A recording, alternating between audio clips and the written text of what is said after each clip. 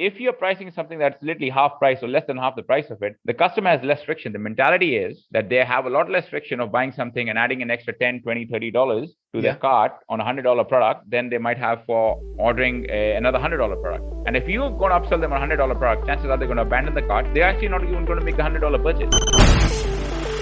Growing a business requires a holistic approach that extends beyond sales and marketing. This approach needs alignment among people, processes, and technologies.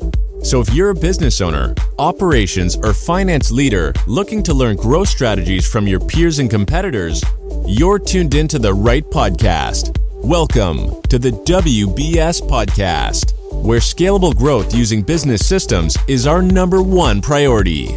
Now, here is your host, Sam Gupta. Hey everyone, welcome back to another episode of the WBS Podcast. I'm Sam Gupta, your host and principal consultant at digital transformation consulting firm Elevate IQ. Strategic placement of complementary products and personalized recommendations can help increase revenue from each transaction and the lifetime value of each customer. But strategic placement is art and science and requires you to understand customer behavior at a deeper level. If you go overboard with your suggestions, the customers may bounce out from your site, and if you underserve them, you might miss out on the opportunities to be able to upsell and cross-sell. In today's episode, we have our guest, Ronnie Teja, who discusses the upsell and cross-sell strategies for e-commerce merchants and how you might be able to increase the average order value for your customers. He also touches on several customer service strategies, including how to motivate your employees to meet their customer service targets. Finally, he touches on how personalization strategies can help increase the average order value from each transaction. Let me introduce Ronnie to you. Ronnie Teja immigrated to Vancouver, Canada in 2008. He was 22. Fast forward to 2020, and he owns and operates a thriving e-commerce company that sells watches and related accessories across 15 websites, including Branzio.com. His team consists of 30 employees in a dozen countries. With that, let's get to the conversation. Hey Ronnie, welcome to the show. Hey, buddy. Thanks for having me. Of course, my pleasure, and I'm super excited to have you just because the kind of background you have in the e-commerce, I think our listeners can enjoy your insights so much. Just to kick things off, do you want to start with your personal story and your current focus? Yeah, for sure. So, hey guys, my name is Ronnie Teja. I work in e-commerce. I am a first-generation immigrant to Canada. My family moved from Mumbai to Vancouver in 2008. And I used to work for a couple of different big corporations in Canada, like HSBC and Best Buy, and moved to Australia and then started my own e-commerce business in 2015. Today, Branzio Watches, which is my e-commerce company, is an 8-figure business. And I have 35 remote employees that work in about 6 different continents around the world. That's amazing. So I think it's going to be very interesting to dig into your journey, how you got to 8 figures. I think a lot of e-commerce merchants are really hoping for that. Before we dig into that, we have one of these standard questions, Ronnie, for you. Okay. And that is going to be your perspective on business growth. Most of our businesses, and from the get-go, from when I started the company in 2015, our focus has been to run a very lean organization, right? So if you're talking about CEOs and CFOs, I think it's pretty important to learn. So we were one of the first. We believed in remote work. I also went through a period where we had an office, we had a WeWork office, and we were spending about between $5,000 and $10,000 a month in rent. But we quickly outgrew that, where we learned to trust our employees to be able to work remotely, and we were able to use time tracking tools and be able to actually judge people's performance not based on the time they spent in the office, but by the productivity of the work they did. So, our organization is basically run on the output management that each employee actually has. So if your tasks are done within, 6 hours instead of 8 hours, we are okay with it. We need to have a pretty liberal thinking in the terms of you have to learn to trust your employees. A good book that I may recommend on this podcast is No Rules, which is written by Reed Hastings and co-authored by Erin Mayer. which actually talks about how Netflix's HR culture has actually helped transform the way that companies are thinking about business and how they think about the HR. Your employee is not supposed to be there in the office 8, 9, 10 hours. I believe that the employees should be trusted. They should be given enough freedom to make their mistakes. If you treat employees like adults, my 2 cents on the situation is that they will take ownership over the fact. I mean, there's a great example out of this where they talk about an employee in Brazil who used to work for a PR agency, and one of the first chances he got, he was making a $30 million decision for Netflix in Brazil, and he didn't know what to do. So he started calling his bosses, and the bosses just said, "Hey, you've got $30 million.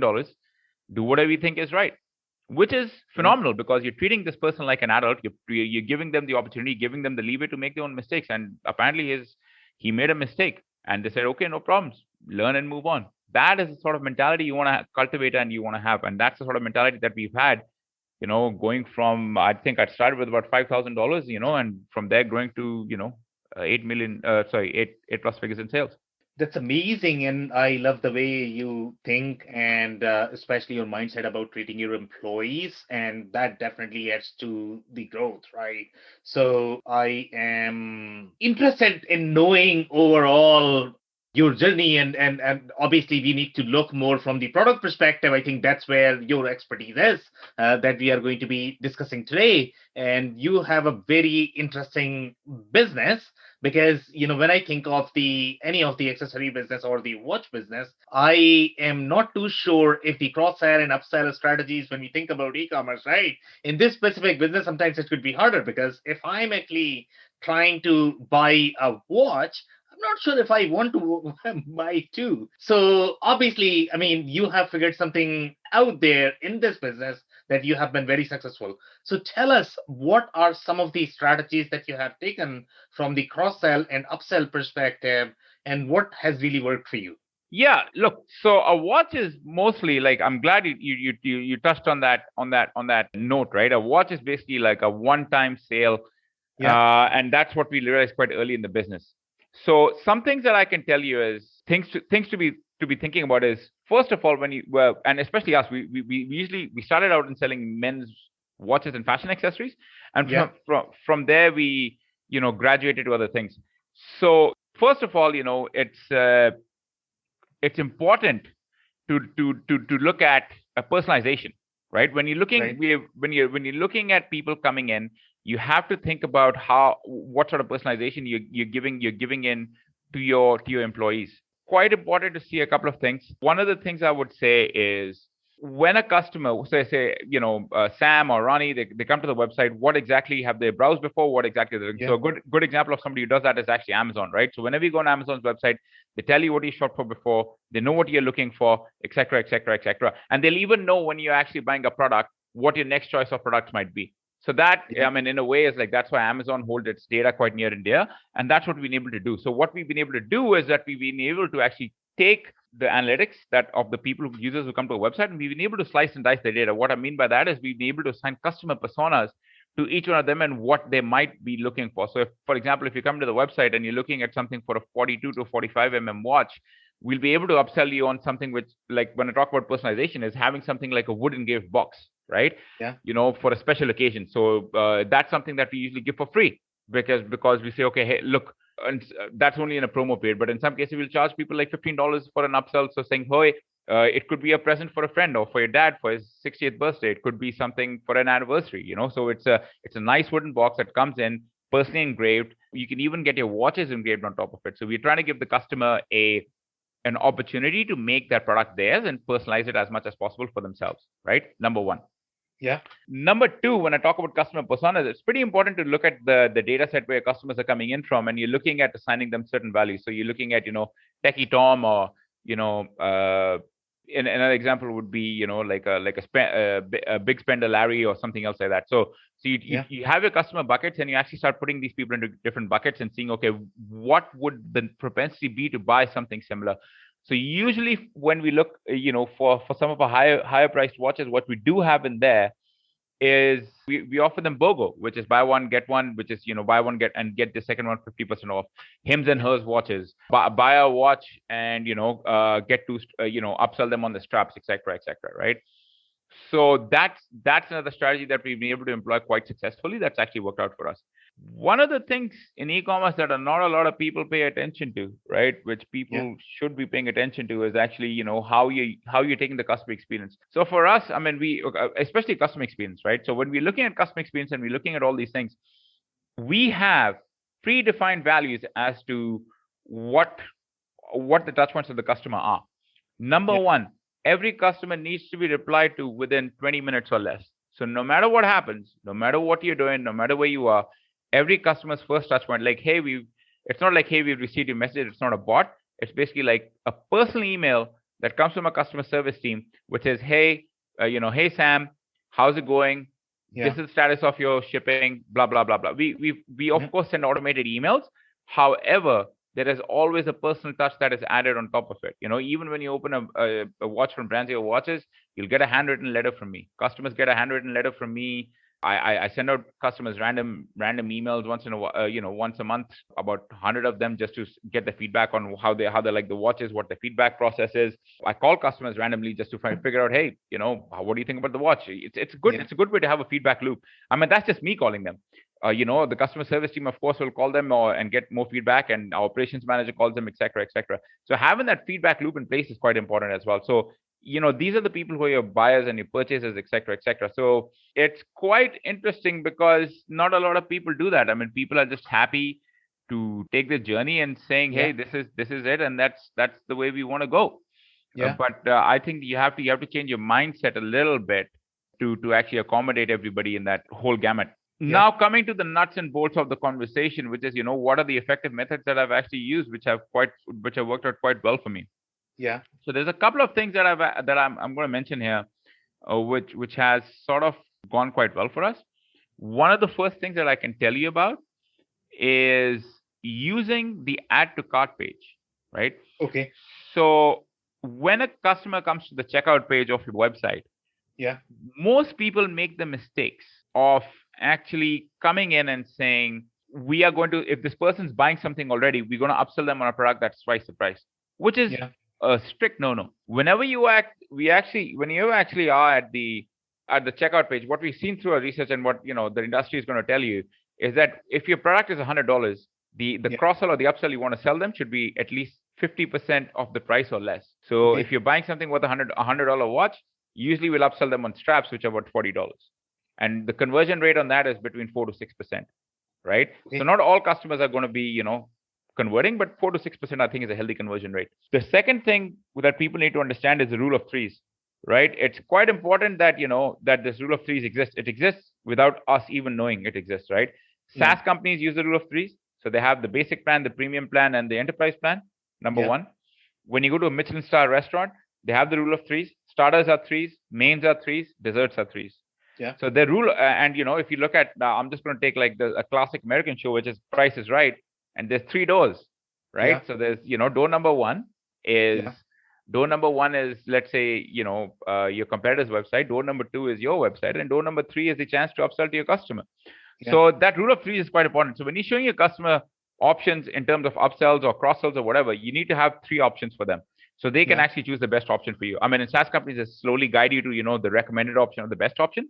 Yeah. And that's something that you should be looking into as well. So that's something that's actually worked out quite well for us. Another thing that I would highly recommend for you, look at what a lot of people end up missing out on is the thank you page. So Okay. after, which is called the post-purchase upsell, which Yeah. is essentially when people are looking at, let's say when people are coming in to your website, they've completed the checkout process, but after checkout, that is an excellent time to sell them complementary products. So what that Yeah. essentially means is that if you're buying a watch, you haven't bought the strap, this is a good chance to upsell them on the strap. If you're buying a watch and they haven't bought the wooden box, this is a good time to sell them the wooden box, which is $15, right? Yeah. So Yeah. that sort of opportunity exists. However, a lot of e-commerce merchants end up making that mistake and they haven't been able to do anything about it. But I think it's a great opportunity for to go forward in that regard. So yeah, if I were to like summarize this whole talk and say, okay, what if you were to say, hey Ronnie, what are the 2 most underlying or two most effective ways how I can increase my conversions, I would say, use the add to cart more effectively with the cross sell opportunities I just provided you, and using 50% of the rule of threes. And the second thing that I would say is use the thank you page upsell or the cross sell more effectively, right?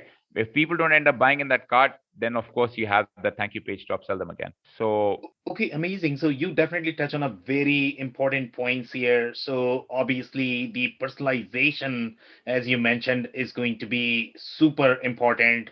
The customer buckets that you mentioned, and obviously, we want to dig deeper into those in terms of what should be the ideal process of designing the customer buckets. And I'm actually gonna dig into each of these points in sequence.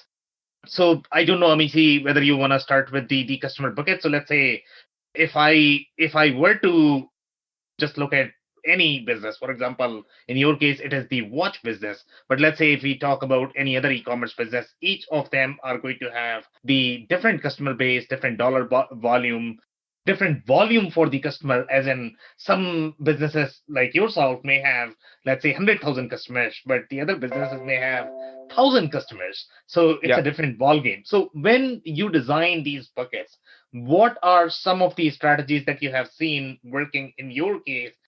What should be the ideal bucket? Should this be based on the geography? Should it be based on the dollar amount that they are purchasing?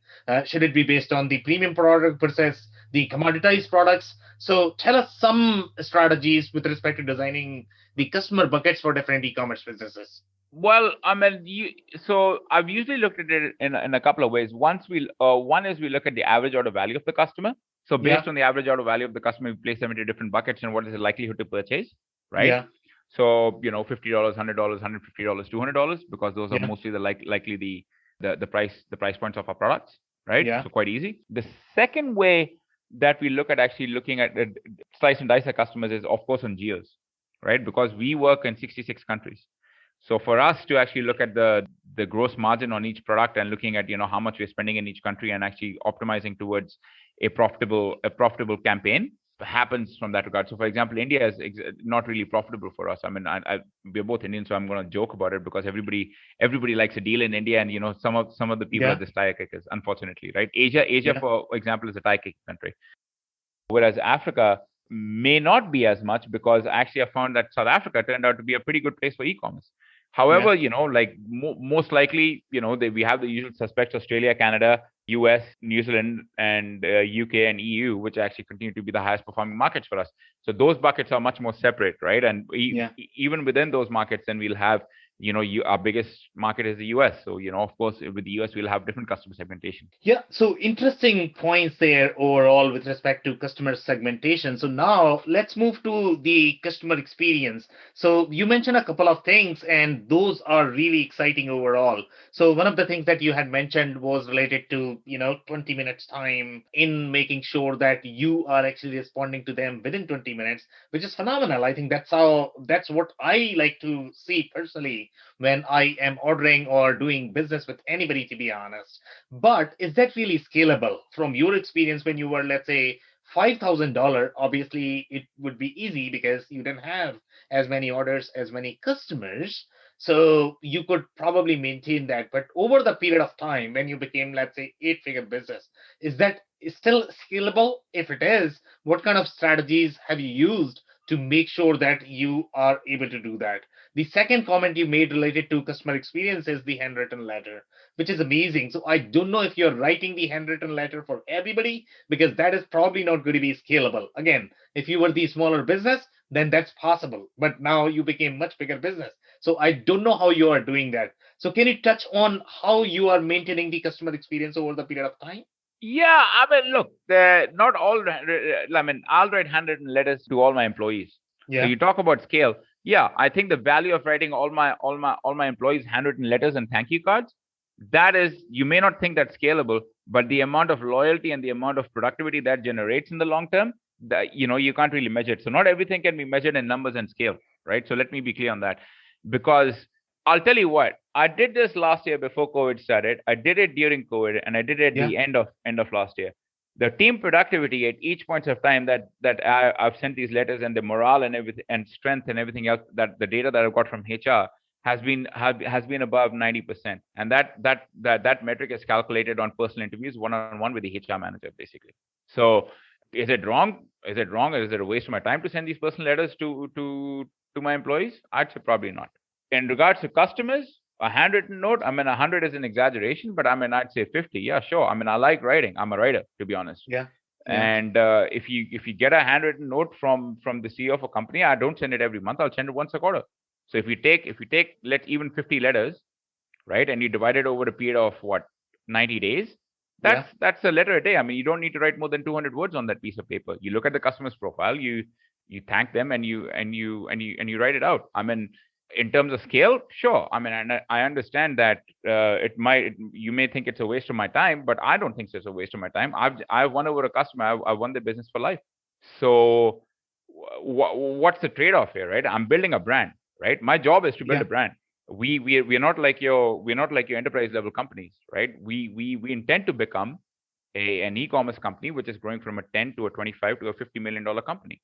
So for me to chart the growth from 100,000 to 500,000 to 1 million, I've done it successfully using this method, and it's worked out for me, because for me the customer is always first, and it's all and that's a book I'll always recommend to people, is the Zappos Way, which is basically, if you called Zappos back in the day, the customer service line, and you'd say, hey, I want a pizza at my doorstep, that somebody at Zappos would go and order your pizza within 20 minutes to your dorm room.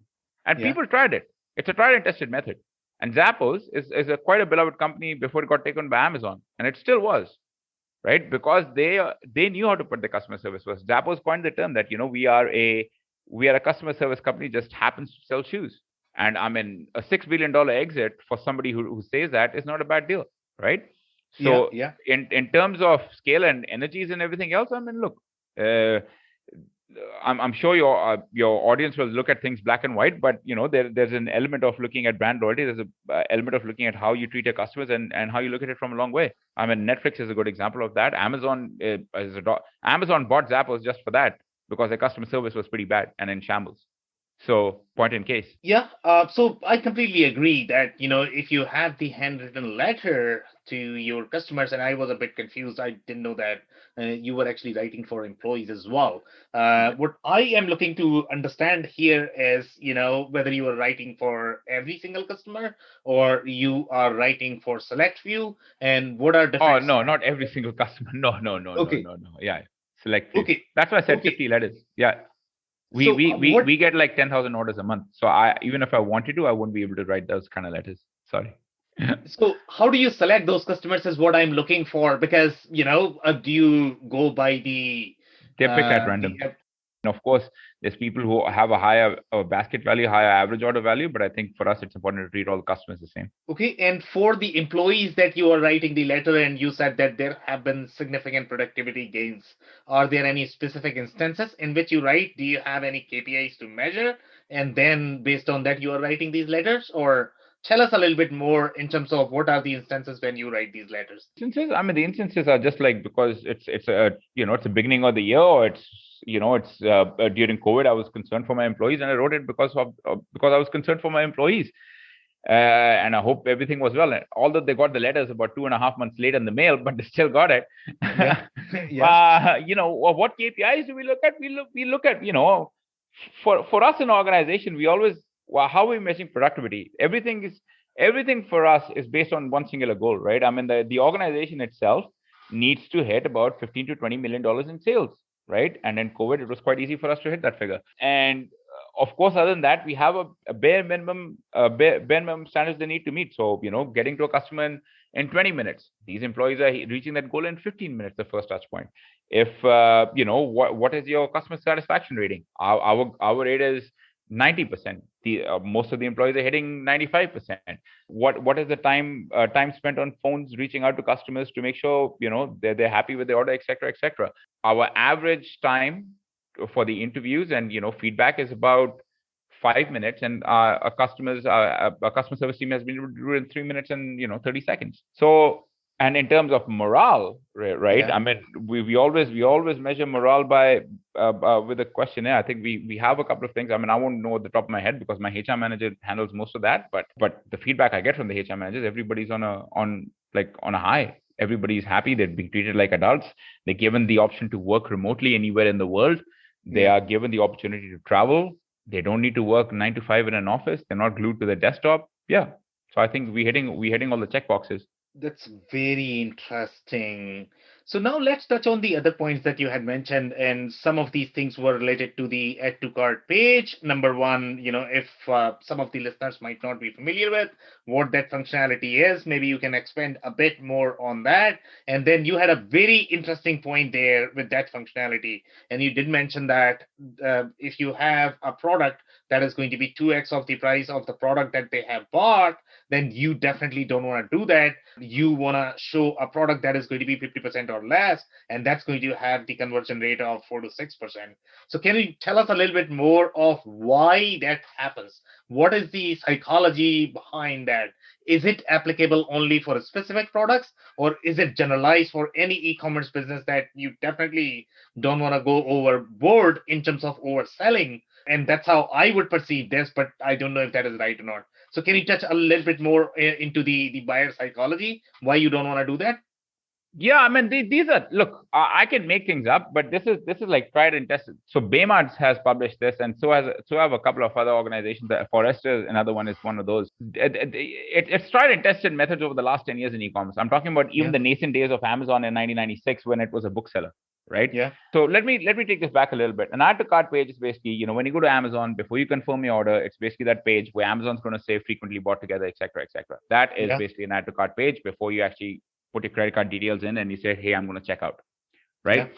The 50% algo is pretty easy. It's pretty easy to determine. I mean, if you're going to a shop to buy furniture and you're buying a couch, chances are you might buy a couple of settees or a reading chair or something on the side. Chances of you buying, like from a $5,000 sofa to a $10,000 sofa are a lot less, but the chances of you buying two settee chairs on the side for another $2,000 are quite high. So I'm yeah, just giving you a bricks and mortar example here, which might makes a lot more sense for the bricks and mortar audience. What and if you're pricing something that's literally half price or less than half the price of it, the customer has less friction. The mentality is that they have a lot less friction of buying something and adding an extra 10, 20, $30 to their yeah, cart on $100 product than they might have for ordering another $100 product. And if you're going to upsell them on a $100 product, chances are they're going to abandon the cart. They're actually not even going to make the $100 purchase. We've tried and tested this. We have 6 years worth of data that can prove this. That's me personally speaking. Now, Amazon will or some of these other e-commerce sites will have a different amount of data that can actually prove that as well. So this is just speaking from personal experiences. The thank you page is an interesting one. yeah, The reason why we upsell them again on the thank you page is because when a buyer is buying, when they've hit that checkout button and they go to the next page, in terms of their purchase behavior, the endorphins of that purchase are at their highest, right? It's like the yeah, dopamine levels are at the highest after they've hit the checkout button. So once you've gone through that whole process, I can guarantee you, if you if you're in a high of purchasing something, and if I give you something else to buy at the end of it, which Amazon also does, chances are you're going to buy it because you're already in that purchase mindset. I've got you in that purchase mindset, so why am I not upselling you? yeah. So point in case. Interesting. So let's dig a little deeper into that. So, okay, so if I'm the buyer, and again, I am coming more from the layman perspective here, right? So I am going to ask some questions which might be uninformed for you. But let's say if I'm going as a buyer on Amazon and you are showing me that, hey, you know what, you are buying, let's say, a laptop,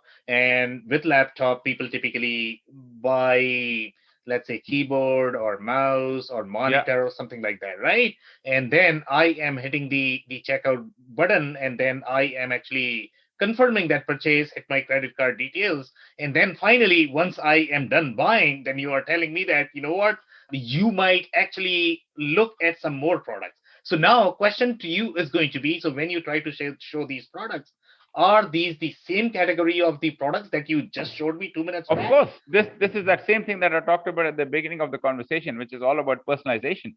So if you're buying a laptop, I want to show you laptop accessories or something that is related to laptop more likely.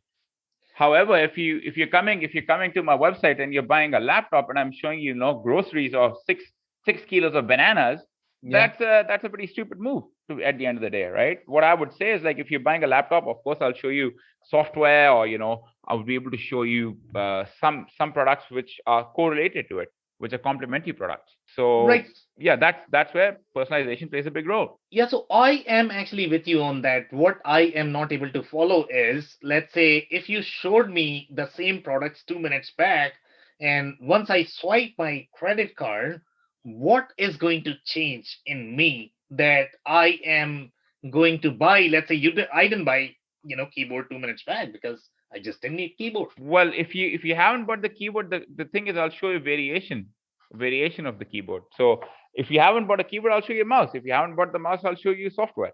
So it all comes down to the personalization, right? I mean, like, Right. Amazon has got its personalization down to the T. Even I wouldn't be able to copy Amazon because they're so good at it. So that's what I keep saying. Like, if you ever want to look at how personalization is done, look at Amazon. So let me rephrase for you. Yeah. If you come to the add to cart button, Yeah. and you're at the checkout page, and you've been shown an example of a laptop, Yeah. and I've tried to upsell you on a keyboard, right?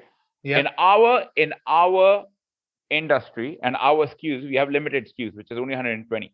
Yeah. So I can only sell a limited amount of SKUs. In Amazon's case, they have over 50 to 60 million SKUs.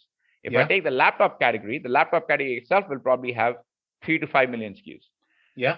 When I talk about 3 to 5 million SKUs, there are also chances of upselling you on about at least 250,000 plus SKUs, which could be laptop, which could be keyboards, which could be software, which could be a mouse, which could be a headset, which could be a wireless headset, USB headset, all these other examples, right?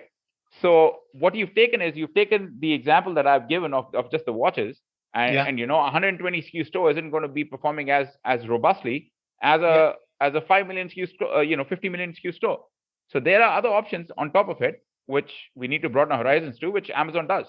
So if I showed you a laptop, a keyboard and a mouse, and you rejected that, but on the thank you page, you might, everybody needs Microsoft Office. I'll offer you Microsoft Office. I'll offer you a couple of other things, headsets or something. That's your option to buy. You don't need to buy it. It's there in front of you. Your thank you page upsells convert between 6 to 8%. So that's about 8 people in 100 that will actually end up buying it. And it depends on the category too. For supplements, your conversion rates are much higher, 12 to 15%, because people who end up buying protein powder might want to buy glutamine, they might want to buy creatine. Guaranteed. I can write it on a piece of paper. However, people who buy laptops may not need all these things. They might use the old things, right? So it depends on the category. It depends on the sub-product SKU. It depends on all these small things. It's you can't, it's not a one size fits all strategy. You have to apply yourself in those cases. Yeah, very interesting. And let's talk about the rule of three that you have mentioned. And obviously, the rule of three is fairly generic overall. Everybody sort of uses it, but we are looking to understand how you have used it, whether you are using that in case of the product comparisons. Are you using more? We don't use it for product comparisons. It's pretty simple for us. We use it for complementary product upsells. We use it for complementary. So an example of that is, if you go to the Amazon's product page, and if you scroll down to the product page on Amazon, it actually has a section which says frequently bought together. When you look at that frequently bought together, you'll see 3 items always, right? When we look at any sort of cross sell, or any sort of a cross sell, usually works a lot better in terms of that, which is basically you look at. So I keep going back to Amazon because they have about a 20 to 30-year head start than any other store with the data and personalization on this, and that's why I keep saying that. So that if you look at that frequently bought together, it always has 3 things, or things you may be interested in, always has 3 things. It comes from that human mentality. There's actually like a psychological law about this. I don't know what it's called. I can look it up for you on Google while I'm at it. So, but this is something that permeates human nature no matter what. It's even as a kid, when you say you need to exercise, it's always 1, 2, 3. It's not 1, 2, 3, 4. It's ready, set, go. Yeah. It's not go. So that mentality has permeated us since a long time. So if you're asking me why people think like that, I'm sorry, I'm not a psychologist, but I can tell you, that this law of threes has worked. It's worked in SaaS. It works in e-commerce. It works in anything that you do in your life. in restaurants, in everything. Yeah. So that's just those are just examples. I mean, you're playing games, playing dice, going to the casino or whatever. It'll work. Yeah, you are right. I mean, we don't want too many, we don't want too few, and that's why three is the right number that our brains are designed to process in the right manner, and that's probably the reason why it works. So, very interesting examples and stories overall. Okay, so that's it for today, Rani. Do you have any last minute closing advice for our listeners?